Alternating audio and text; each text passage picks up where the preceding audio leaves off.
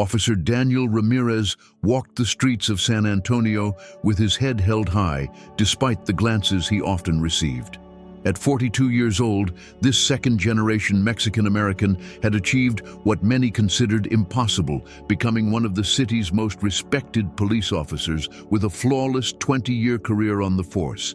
His credentials were impeccable, graduating with honors from the academy, decorated for bravery in the line of duty 3 times, and recently appointed as the new chief of police of San Antonio. Yet, for some, he was still just another Mexican. That morning, Daniel was driving his personal car, a modest sedan he had bought years ago. Occasionally, he enjoyed driving without his uniform, to experience the normalcy many took for granted. He had decided to take a different route to familiarize himself with all the neighborhoods that would now be under his supervision. The official appointment as chief of police was scheduled in 2 days.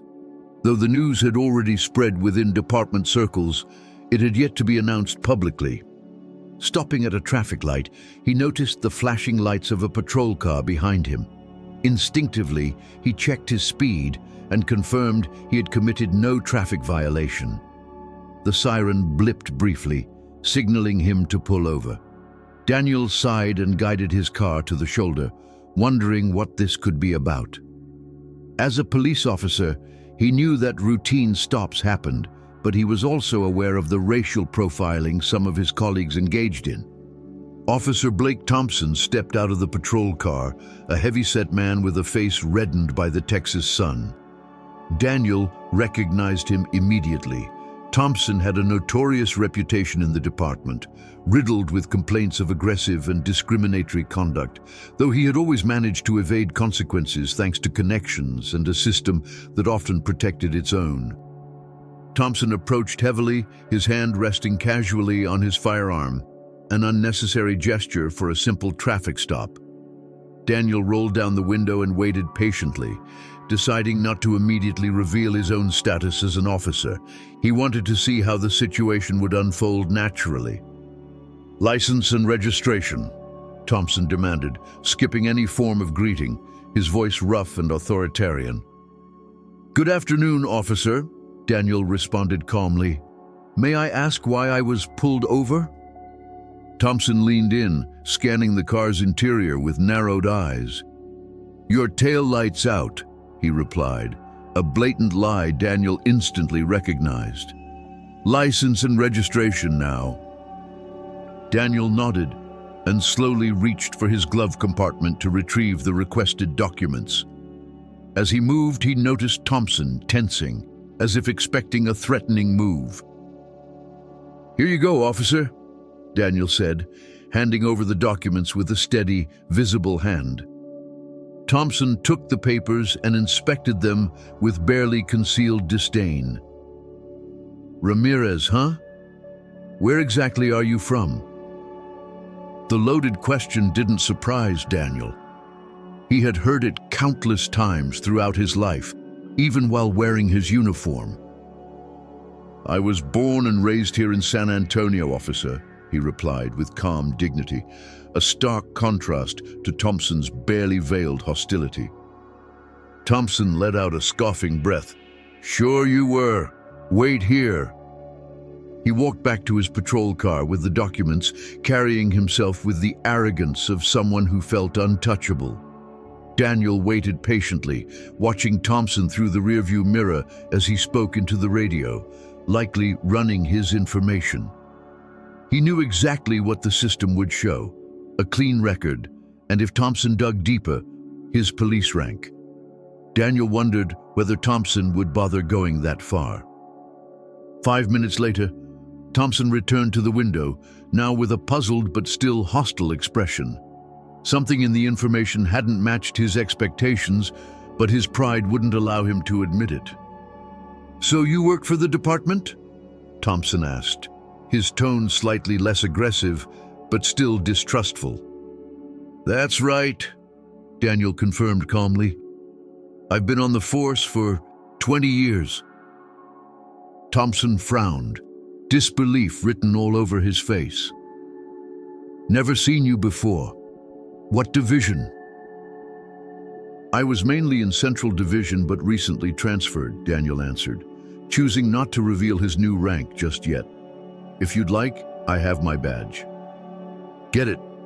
Slowly, Thompson ordered, his hand once again hovering near his firearm. Daniel deliberately reached into his inner jacket pocket and produced his official badge, holding it up clearly for Thompson to see. The officer's expression shifted subtly, though the distrust lingered. "This doesn't put you above the law, Ramirez," Thompson said, handing the documents back with a sharp motion. "Your tail light still needs fixing." Daniel nodded, fully aware that there was nothing wrong with his tail light. "I'll have it checked, officer. Thank you for your service." Thompson seemed irritated by Daniel's polite response, as if expecting a different reaction. He leaned closer, his face now inches from Daniel's. "Listen, I don't know how you got into the force," he muttered, lowering his voice, "but people like you should have stayed on the other side of the border." Daniel kept his composure, though he felt a familiar surge of indignation inside. He had faced comments like this many times in his career, but they never stung any less.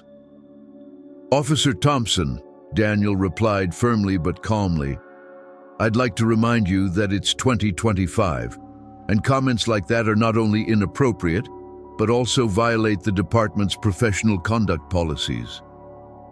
Thompson straightened up, surprised that Daniel knew his name. He hadn't introduced himself. His expression hardened further. "Are you threatening me, Ramirez?"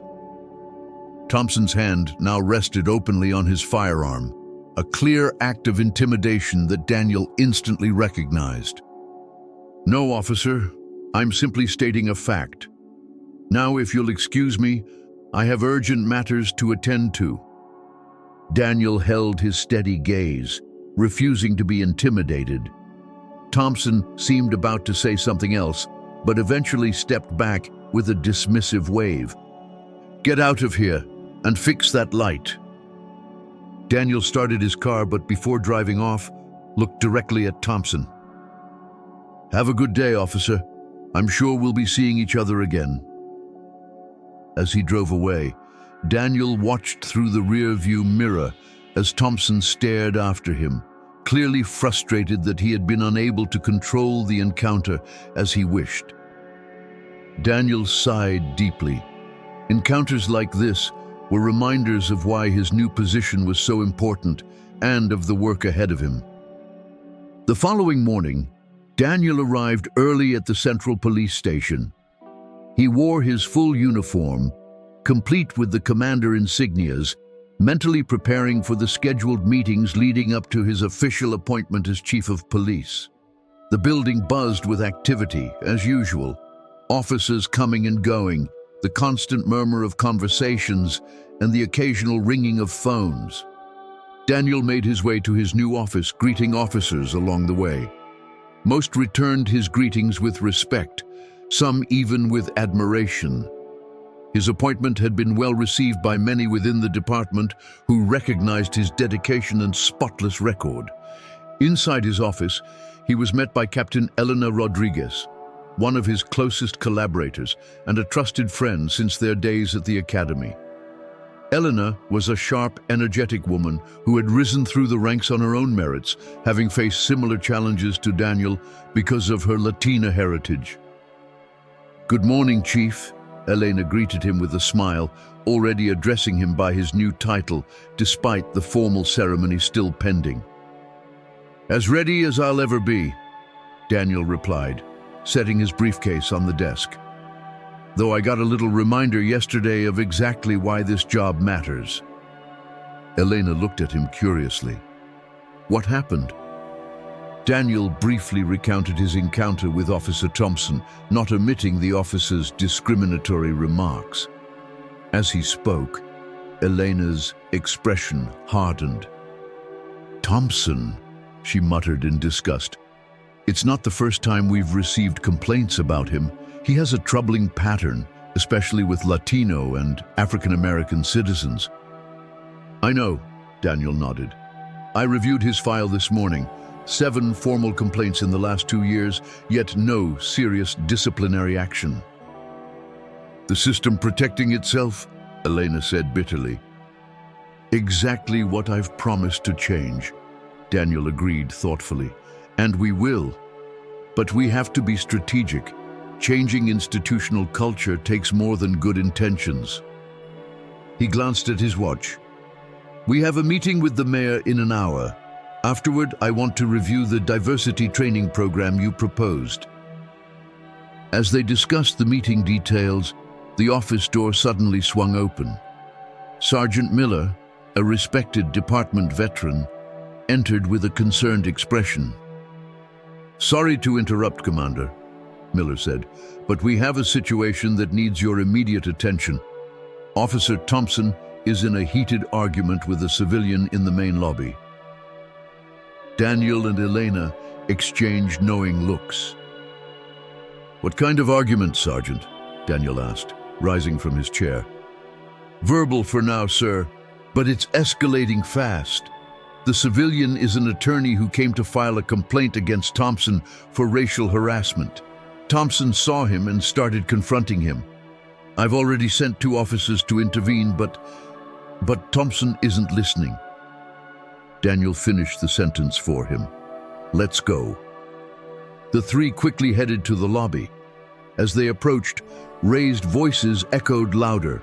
The scene confirmed Daniel's fears upon entering. Thompson, his face flushed with anger, was pointing aggressively at an African-American man in a suit who maintained a defensive yet dignified stance. You're not going to ruin my career with your lies, Thompson shouted as 2 younger officers ineffectively tried to calm him, always playing the race card when you get stopped. The lobby had fallen into uncomfortable silence. Everyone present watched, some officers visibly embarrassed, others standing by passively, a clear reflection of the culture Daniel was determined to change. Officer Thompson. Daniel's voice carried authority through the room, making everyone turn toward him. Thompson, however, barely glanced at him, too focused on his confrontation. Stay out of this, Ramirez, he snapped, without fully turning. This isn't your business. Daniel walked forward with steady, controlled steps, positioning himself between Thompson and the civilian. Officer Thompson, I am ordering you to calm down immediately. It was only then that Thompson fully focused on Daniel, noticing for the first time the commander insignias on his uniform. His expression shifted from anger to confusion, then quickly back to hostility. Commander? He blurted out incredulously. Since when? That's not relevant right now, Daniel replied calmly. What matters is that you're creating a scene in a public space, intimidating a civilian, and violating several departmental policies. Thompson looked around, finally noticing the attention he had attracted. His posture shifted slightly, less aggressive, but still defiant. This man is filing false accusations against me, he said, lowering his voice. If there's a formal complaint, it will be handled through proper channels, Daniel explained. You will have every opportunity to present your side of the story, but this behavior is unacceptable. The man who had been the target of Thompson's rage stepped forward. Thank you, Commander. My name is Marcus Johnson, attorney. I came to file a complaint regarding an incident yesterday where Officer Thompson stopped my client without cause and used racially offensive language. Thompson snorted with contempt. Lies. Where's your client? Conveniently absent, huh? Daniel raised a hand, cutting off the exchange. Enough, Officer Thompson. He turned to Sergeant Miller. Please escort Mr. Johnson to Internal Affairs so he may file his complaint formally. Then he addressed Thompson. And you, my office. Now. Thompson looked as if he wanted to protest, but Daniel's firm tone left no room for argument. Resentfully, he nodded sharply. Captain Rodriguez, please accompany Mr. Johnson and ensure his complaint is properly documented. Daniel added. As Elena and Miller led Johnson away, Daniel guided Thompson toward his office. The tense silence between them was heavy with barely contained hostility. Once inside, Daniel closed the door and motioned for Thompson to sit. "I don't recognize your authority, Ramirez," Thompson declared, refusing to sit. "Who appointed you commander? This must be some kind of mistake." Daniel remained calm, sitting behind his desk. "It's no mistake, Officer Thompson, and whether or not you recognize my authority, I assure you, it's very real." He opened a file containing Thompson's record. 7 formal complaints in 2 years, all for similar conduct: racial profiling, discriminatory language, excessive force, all dismissed due to lack of evidence or conflicting testimonies. Thompson visibly tensed. "Those complaints are bogus, part of an agenda to weaken law enforcement."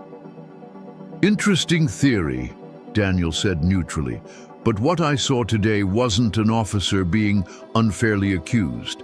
I saw an officer out of control, threatening a citizen exercising his legal right to file a complaint." "You don't understand how things work on the streets, Ramirez," Thompson retorted, folding his arms defensively. "You have to be firm or you'll get eaten alive, especially with certain kinds of people." Daniel studied him for a moment, recognizing the mindset he had encountered so many times. The belief that brutality and intimidation were necessary tools of police work, especially toward minorities. "Sit down, officer," Daniel said finally, his voice calm but leaving no room for disobedience. After a moment's hesitation, Thompson reluctantly sat, still tense and defiant. "Let me tell you a story, Thompson," Daniel began, leaning back in his chair. "When I was 16, my father, Miguel Ramirez, a hard-working man who had never committed a crime in his life, was pulled over by a police officer while driving home from his second job. The officer pulled him out of the car, threw him to the ground, and handcuffed him in front of all our neighbors. Do you know why?" Thompson shrugged indifferently. "Because he looked suspicious. His real crime was being Mexican in the wrong neighborhood. My father, a proud man, dared to ask why he was being stopped. The officer saw that as resistance and responded with violence." Daniel paused, the memory still painful even after so many years. "That day I learned 2 things, Thompson. First, that no matter how hard you work or how honest you are, for some people, your skin color or your accent will always define you. And second, that I wanted to become a police officer." Thompson frowned, confused by the direction of the story. "Why the hell would you want to be a cop after that?" "My father asked me the same thing," Daniel smiled faintly. "I told him I wanted to change things from within, to be the kind of officer I wished had pulled my father over that day. The kind of officer who protects and serves all citizens equally, no matter what they look like or where they come from." Daniel leaned forward, locking eyes with Thompson. "What I saw today, and what I experienced yesterday when you pulled me over and treated me with contempt because of my name, is exactly the kind of behavior I swore to fight." Thompson's expression shifted, a mixture of surprise and realization crossing his face. "That was you? The guy in the sedan?" "That's right," Daniel confirmed. "And no, there was nothing wrong with my tail light." Thompson shifted uncomfortably in his chair, but quickly returned to a defensive posture. "I didn't know who you were. We all make mistakes." "The problem, Thompson, isn't that you made a mistake," Daniel replied.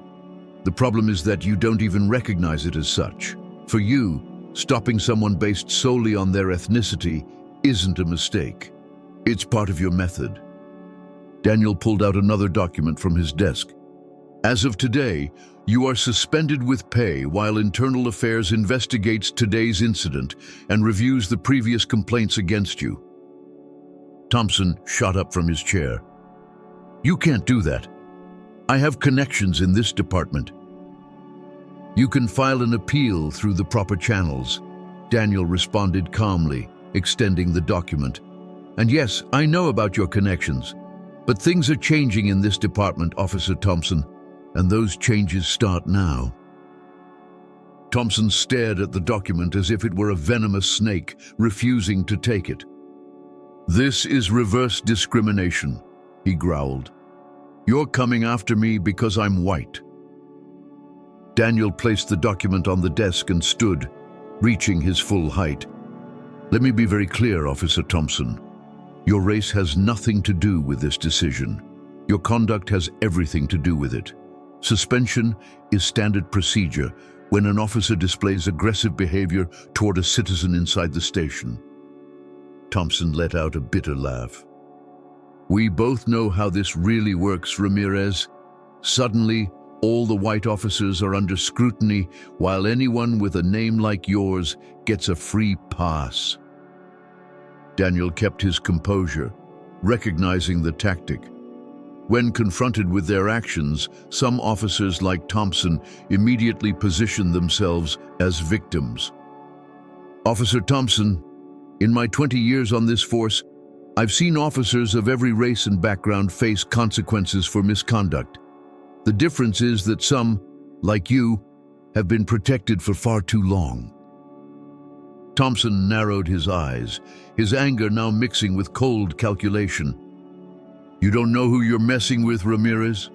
I've got friends in the police union, in City Hall, even in the mayor's office. At that very moment, as if fate had orchestrated the scene perfectly, the office door opened. Out walked Chief Johnson, the outgoing chief of police, accompanied by Mayor Roberts and several city officials. Sorry to interrupt, Commander Ramirez, Johnson said, surveying the tense scene. The mayor wanted to move our meeting up. Mayor Roberts, a man with a stern but fair demeanor, nodded at Daniel before turning a questioning gaze toward Thompson. Are we interrupting something important? Before Daniel could respond, Thompson jumped in. Mayor Roberts, I'm glad you're here. Commander Ramirez just suspended me unfairly and... Suspension with pay, pending investigation, Daniel clarified calmly, following an incident in the lobby where Officer Thompson verbally intimidated a citizen attempting to file a complaint. The mayor raised an eyebrow. Is that accurate, Officer Thompson? Thompson opened his mouth to reply, but Chief Johnson cut him off. I can confirm it, sir. I personally reviewed the security footage before coming here. Officer Thompson's behavior was completely inappropriate. Thompson's face fell as he realized his supposed ally wasn't defending him. Chief Johnson, you've always understood the pressures we're under, Thompson pleaded. This lawyer is trying to sabotage my career with false accusations.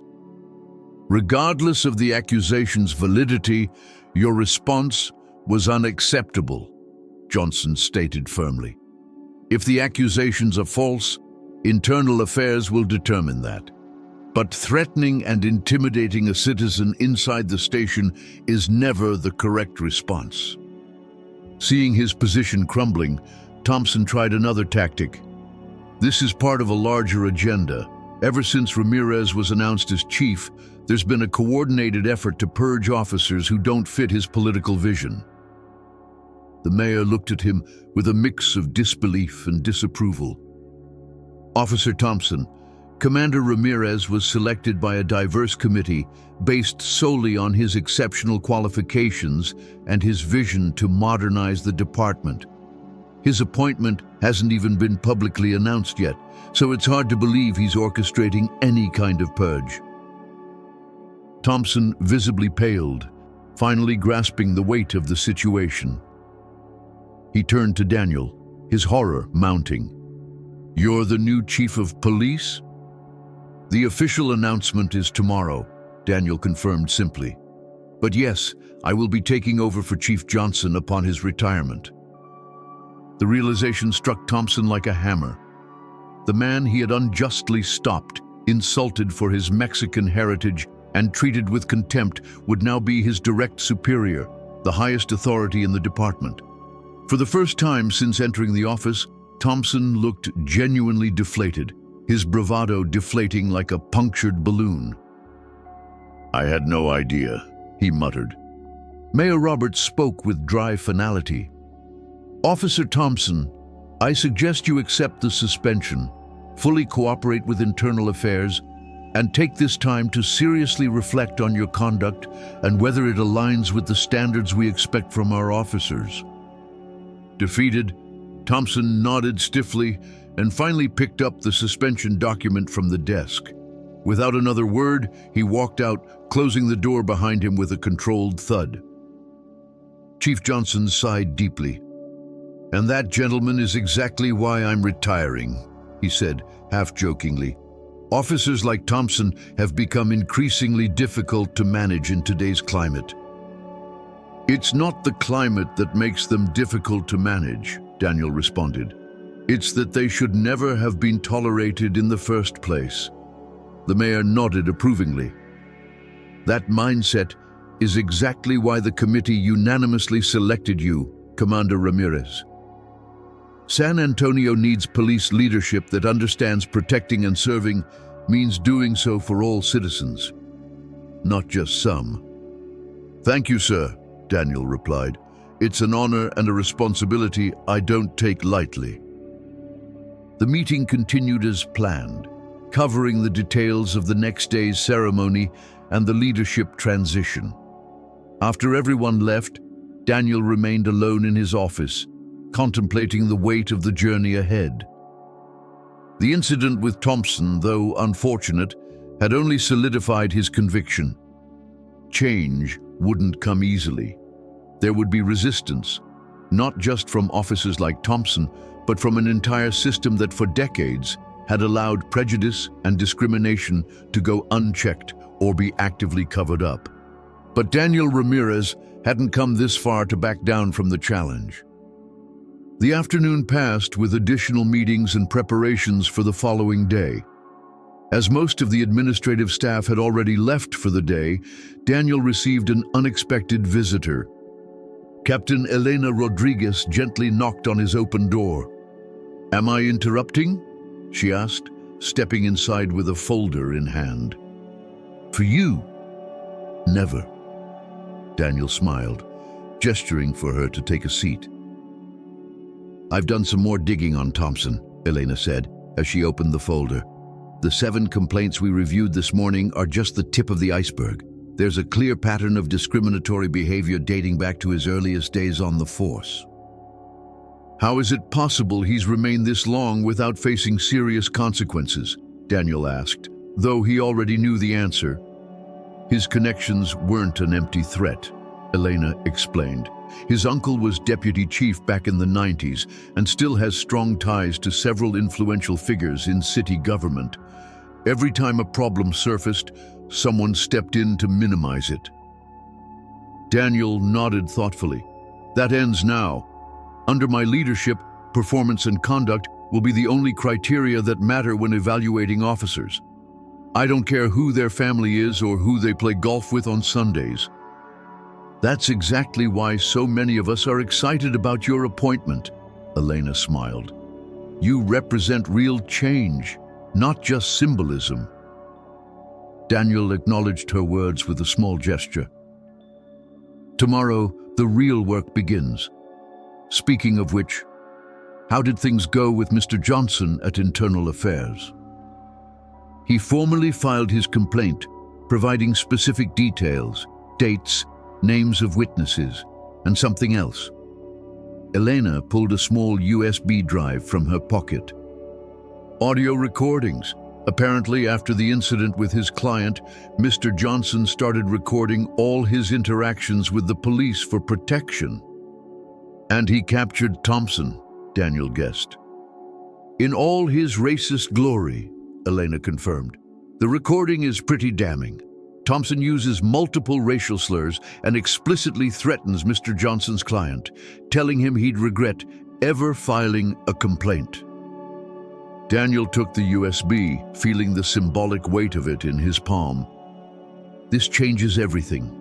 With evidence like this, the suspension may turn into dismissal. Though I doubt his influential friends will like it, Elena cautioned. Probably not, Daniel admitted. But evidence is evidence. If the investigation is transparent and fair, even his allies will have a hard time defending his behavior. Elena nodded, but her expression remained serious. Be careful, Daniel. Officers like Thompson, when cornered, can become even more dangerous. I will, Daniel promised. But we can't let fear stop us from doing what's right. After Elena left, Daniel sat alone in his office a while longer, reflecting on the day's events and the challenges ahead. The road to a truly fair and equitable police department would be long and full of obstacles, but he was ready to walk it. Driving home that evening, his thoughts returned to his late father, who had passed away 5 years earlier. Miguel Ramirez never lived to see his son become commander, but had always supported Daniel's decision to join the force despite his own traumatic experience. Be the change you want to see, his father used to say, quoting Gandhi in his imperfect but heartfelt English. Stopping at a red light, Daniel noticed a patrol car behind him. For a brief moment, old instincts of caution flickered, but he suppressed them with an ironic smile. Tomorrow, he would officially become San Antonio's chief of police. And though his promotion wouldn't instantly erase the prejudice and discrimination that existed both inside and outside the department, it represented a significant step in the right direction. The light turned green, and Daniel drove forward, toward his home, his future, and his promise of a police department that truly protected and served everyone equally. The next morning dawned bright and clear, as if the very weather itself was celebrating a new beginning. Daniel dressed carefully, donning his full-dress uniform, every button and medal meticulously in place, a testament to his 2 decades of dedicated service. The ceremony was to be held in the main plaza in front of City Hall, a public event attended by city officials, police officers, and everyday citizens. As the hour approached, the plaza steadily filled. From a window inside City Hall, Daniel observed the growing crowd, recognizing familiar faces, fellow officers, community leaders, friends, and family. His wife, Lucia, and their 2 teenage children stood proudly in the front row. To his surprise and deep emotion, his mother, Consuela Ramirez, now 78, and rarely attending public events due to her declining health, was also present, standing tall and dignified in her best dress. Seeing her there brought a brief moisture to Daniel's eyes. It's time, Mayor Roberts said as he appeared by Daniel's side. Ready to make history, Chief Ramirez? Daniel squared his shoulders and nodded. Ready, sir. Together, they stepped out onto the podium installed in the plaza, greeted by polite applause that soon swelled into a standing ovation as the mayor formally announced Daniel Ramirez as the new chief of police of San Antonio, the first Mexican-American to hold the position in the city's history. As Daniel stepped forward to take his oath, he noticed a familiar figure at the back of the crowd. Officer Thompson, dressed in civilian clothes, watching with an unreadable expression. Their eyes met for a moment. Daniel expected to see resentment or anger, but instead saw something far more complex, confusion, perhaps even a glimmer of reflection. Turning his attention back to the podium, Daniel focused on the oath itself, solemnly pledging to protect and serve the community, to enforce the law with fairness and integrity, and to lead the department with honor. Every word resonated deeply, embodying the promises he had made to himself and to his father so many years ago. Upon completing the oath, Daniel approached the microphone for his inaugural speech, gazing out over the diverse crowd gathered before him. The weight of responsibility and opportunity filled him as he began, "Citizens of San Antonio."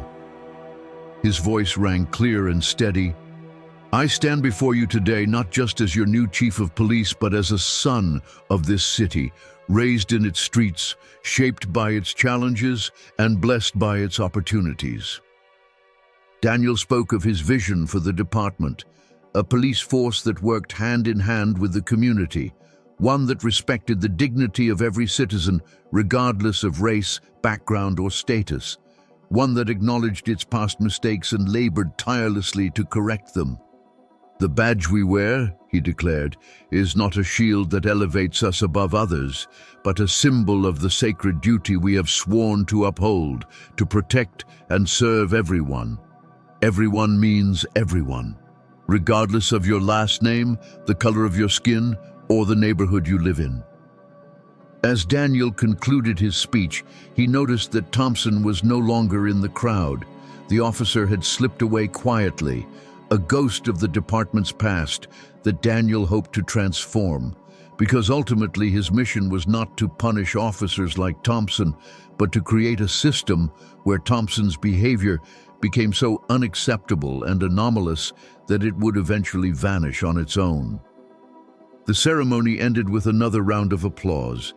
Daniel stepped down from the podium and reunited with his family. As he embraced his mother, she whispered softly in his ear, "Your father would be so proud, mijo, so proud." Daniel nodded, moved. "I did this for him, Mom, and for you, and for everyone who ever felt powerless in front of a badge." Later that day, now officially seated in his office as chief of police, Daniel received an unexpected message. Thompson had requested a private meeting. Curious but cautious, Daniel agreed. When Thompson entered the office, he appeared like a different man from the arrogant officer who had confronted him just days before. His posture was less aggressive, his expression more subdued. "Chief Ramirez," he began, pronouncing the title with a respect previously absent. "I wanted to speak with you before Internal Affairs proceeds with their investigation." "I'm listening, Thompson," Daniel said, motioning for him to sit. Thompson took a deep breath before continuing. "I won't pretend I've had some magical epiphany, and I'm not going to stand here and claim that I suddenly understand all your perspectives." He paused, searching for his words.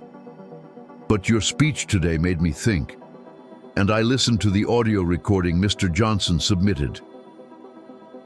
Daniel waited, allowing Thompson the space to reach whatever point he was working toward. "It sounded terrible," Thompson finally admitted. "I didn't recognize that voice, those words, though I know it was me. That's not the person I thought I was when I joined the force." "Sometimes we lose our way," Daniel offered, his tone neutral but not hostile. "The real question is, what do we do once we realize it?" Thompson nodded slowly. "I came here to submit my resignation. It's what's best for everyone." Daniel studied the man in front of him, seeing not just the prejudiced officer who had insulted him, but also a complex human being, capable of both error and growth. "I won't accept your resignation today, Thompson," Daniel finally said, surprising him. "The investigation will proceed. If the findings justify it, you will face the appropriate consequences, but you will also have the chance to prove that you can change, that you can learn, that you can become the kind of officer this community deserves." Thompson looked at him with astonishment. "Why would you give me that chance after how I treated you?" Daniel stood and walked toward the window, gazing out at the city he had sworn to protect. "Because I believe in accountability, but also in redemption. Because if I want a department that treats every citizen with fairness and dignity, I have to start by applying those same principles inside these walls." He turned to face Thompson directly. "It won't be easy. You'll have to work harder than anyone to prove your commitment to change. You'll have to face your own biases honestly and do the hard work of unlearning them. Are you willing to do that? Thompson held Daniel's gaze for what felt like an eternity before answering. Yes, sir, I am. Then let's begin, Daniel said, extending his hand. As Thompson shook it, Daniel knew that this was only the beginning of the long journey toward the institutional change he envisioned. There would be resistance, setbacks, and disappointments along the way. But there would also be moments like this, opportunities to transform not only policies and procedures, but hearts and minds. And that, after all, was the essence of true change. The days that followed marked the true beginning of Daniel's leadership. While his official title now carried weight, the harder work lay in reshaping a deeply ingrained culture, one not easily undone by a single appointment or speech. The department's Internal Affairs Division proceeded with the investigation against Thompson. The evidence was undeniable. The recordings left no doubt. Still, Daniel stood by his word. Due process would be followed, no shortcuts taken. Thompson faced disciplinary hearings and mandatory retraining, as well as counseling on implicit bias and professional conduct. Some officers grumbled quietly behind closed doors. Others watched cautiously, waiting to see if real change would come or if this was just another political cycle. But many, especially the younger generation of officers and those who had long felt voiceless, felt a renewed sense of purpose. Daniel knew the system would not transform overnight, but seeds had been planted. Late one evening, long after most had left the station, Daniel sat alone in his office reviewing reports. He looked up briefly and glanced at a framed photo of his father on the bookshelf, Miguel Ramirez in his work uniform, standing proudly in front of the old family house. Daniel smiled softly. He heard a light knock at the door. It was Captain Rodriguez. "You're still here," she said with a knowing smile, stepping inside. "Someone has to keep the lights on," Daniel replied, gesturing to the stacks of paperwork on his desk. Elena handed him another folder. "Preliminary community feedback. Positive so far. The new community outreach program is already seeing real engagement." "That's good," Daniel nodded. "That's where real trust begins."